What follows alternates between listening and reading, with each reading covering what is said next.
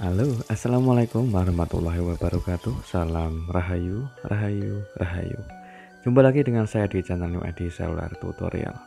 Di kesempatan kali ini saya ada servisan handphone yaitu Nokia 110 atau TA1192.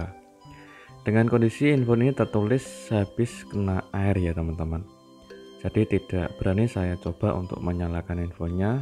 Langsung saja kita coba untuk bongkar dulu, yaitu untuk mengetahui atau mengecek dulu kondisi PCB atau di bagian mesinnya. Karena kalau handphone itu kemasukan air atau kena air, otomatis kebanyakan kalau handphone itu sudah tidak menyala lagi atau alias mati total disebabkan oleh kemasukan air, biasanya ada bagian yang korosi atau terdapat konslet di bagian mesin. Jadi kita bongkar dulu untuk infonya. Oke, kita coba untuk angkat di bagian mesinnya. Kita koreksi apakah ada sisa air di dalam handphone atau tidak. Setelah saya koreksi tidak ada air atau tidak ada sisa air di dalam mesin, saya coba untuk cek langsung sama alat multitester, yaitu untuk mengetahui mesin ini short atau tidak teman-teman. Setelah saya cek menggunakan alat multi, ternyata handphone tidak ada yang short dan saya coba untuk koreksi lagi. Untuk handphonenya masih bersih, tidak ada sisa air. Dan biasanya kalau handphone kemasukan air khususnya buat Nokia, kita cek dulu untuk di bagian fleksibel LCD-nya. Oke, ini terlihat jelas terdapat jamur atau korosi yang menyebabkan jalur LCD putus ataupun bisa menyebabkan handphone tidak bisa menyala. Karena untuk handphone Nokia 110 ini atau TA1192 itu biasanya kalau LCD ada jalur yang putus, otomatis kadang handphone tidak mau menyala.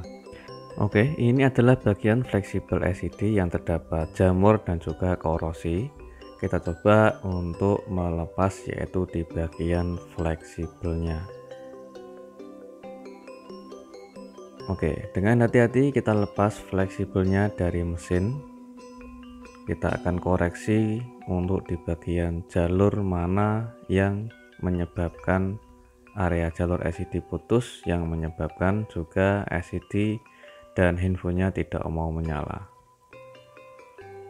Oke, untuk di bagian pin kaki nomor 2 dari kiri teman-teman, dari samping paling kiri pin nomor 2 itu terdapat korosi. Setelah saya bersihkan, kita cek terlihat jelas untuk pin kaki nomor 2 dari sebelah kiri itu jalurnya putus ya teman-teman. Sedangkan untuk area fleksibel LCD kita bersihkan juga untuk mengetahui apakah ada jalur yang putus atau tidak. Oke, ternyata alhamdulillah untuk fleksibelnya tidak ada korosi dan tidak ada jalur yang putus setelah kita bersihkan. Dan di bagian ini kita kerik, yaitu untuk menyambungkan jalur yang putus di bagian kaki pin nomor 2 dari kiri. Oke, sesuai jalurnya di bagian titik area mana kita harus kerik dulu, yaitu untuk mengetahui titik jalurnya putus sampai di area mana. Dan di bagian ini adalah titik pin yang terdapat di bagian PCB, kita kerik jangan sampai mengenai ground di sebelahnya ya teman-teman. Jadi untuk mengeriknya kita kerik sesuai kaki pin, sesuai jalurnya, jangan sampai kita kerik mengenai ground atau di sampingnya. Apabila kita kerik mengenai ground dan kita kasih T0, otomatis nanti jalurnya bisa menyatu sama ground dan otomatis handphonenya tidak mau menyala karena jalurnya short pada ground. Disinilah titik yang saya tadi kerik, kita kasih T0 secukupnya saja, lalu kita coba untuk menyambungkan menggunakan kabel jumper atau kawat tembaga yang kecil. Dengan ekstra hati-hati untuk menyambungkan ke bagian jalur yang putus agar tidak mengenai ground, jadi harus diteliti terlebih dahulu saat kita kerik dan juga saat kita mengasih T0. Setelah kita solder ulang dan kita sambungkan, kita bersihkan dulu untuk sisa fluknya. Oke, setelah kering kita kasih yaitu buat lem PCB, yaitu untuk melindungi kabel jumper atau jalur yang sudah kita sambungkan agar tidak mudah putus lagi. Di bagian ini adalah fleksibel LCD, kita juga harus mengeriknya. Kita kerik dengan ekstra hati-hati. Oke, setelah kita kerik, kita nanti potong sedikit saja di bagian ujung fleksibelnya, yaitu untuk mempermudah proses pemasangan LCD ke PCB. Selanjutnya kita kasih fluk dan kita kasih T0 secukupnya saja di bagian kaki fleksibelnya. Oke, setelah kita kasih T0 di bagian pin kaki yang ada di PCB dan juga di bagian fleksibel LCD, selanjutnya kita tinggal memasang dan menyatukan di bagian fleksibel LCD ke bagian jalur pin yang ada di bagian mesin. Kita presisikan, kita solder sesuai jalurnya, jangan sampai miring atau jangan sampai salah proses pemasangannya. Jadi kita presisikan sesuai jalur atau arah dari fleksibel ke bagian mesin. Oke, kita ratakan dulu untuk T0-nya agar fleksibel LCD sama mesin itu bisa menyatu dengan sempurna. Setelah itu kita bersihkan, yaitu untuk membersihkan di bagian sisa fluk agar tidak terlihat kotor. Oke, setelah kita bersihkan, kita coba untuk tes, yaitu apakah handphone bisa menyala atau tidak setelah kita sambungkan jalur LCD yang putus. Oke, kita nyalakan, dan alhamdulillah untuk infonya sudah nyala dan keluar logo Nokia. Kita akan tunggu sebentar hingga sampai menyala sampai menu, teman-teman.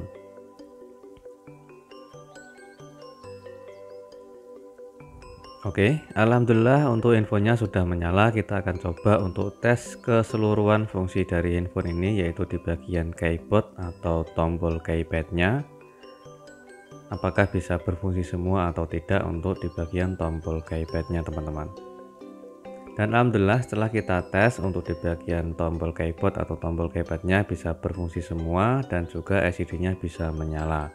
Selanjutnya kita coba untuk merakit infonya dulu, yaitu karena pengerjaan alhamdulillah handphonenya sudah menyala, tinggal kita mengetes di bagian fungsi sinyal dan juga di bagian fungsi kamera dan fungsi lainnya seperti pengisian baterai atau di bagian chargernya. Oke, sebelum kita pasang bautnya kita cas dulu, dan alhamdulillah setelah saya colokkan cas, alhamdulillah bisa terhubung. Jadi untuk pengisian baterai atau fungsi dari chargernya bisa berfungsi dengan normal. Selanjutnya kita pasang serupnya atau bautnya, yaitu untuk proses menyelesaikan proses pengerjaan. Oke, setelah kita pasang semua, kita cek ulang, yaitu untuk mengetahui di bagian suara MP3 atau nada deringnya atau fungsi dari audionya kita coba untuk tes. Dan alhamdulillah untuk sinyalnya sudah keluar ya teman-teman. Kita akan tes yaitu fungsi kameranya dulu, karena handphone ini habis kemasukan air. Jadi alhamdulillah untuk kameranya juga masih bisa berfungsi ya teman-teman. Jadi tidak ada kendala untuk di bagian kameranya. Dan sekarang kita coba untuk tes fungsi lainnya. Oke, kita coba untuk membuka pengaturan nada dering. Kita akan koreksi dulu di bagian suara nada deringnya teman-teman.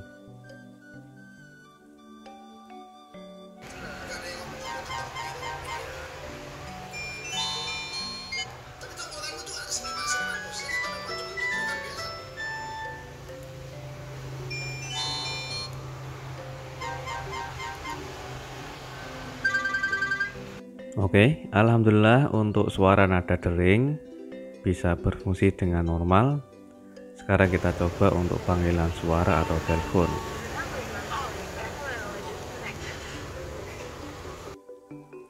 Dan alhamdulillah juga untuk panggilan suara telepon bisa berfungsi dengan normal, dan alhamdulillah untuk sender atau baterai di bagian atas bisa berfungsi dengan normal.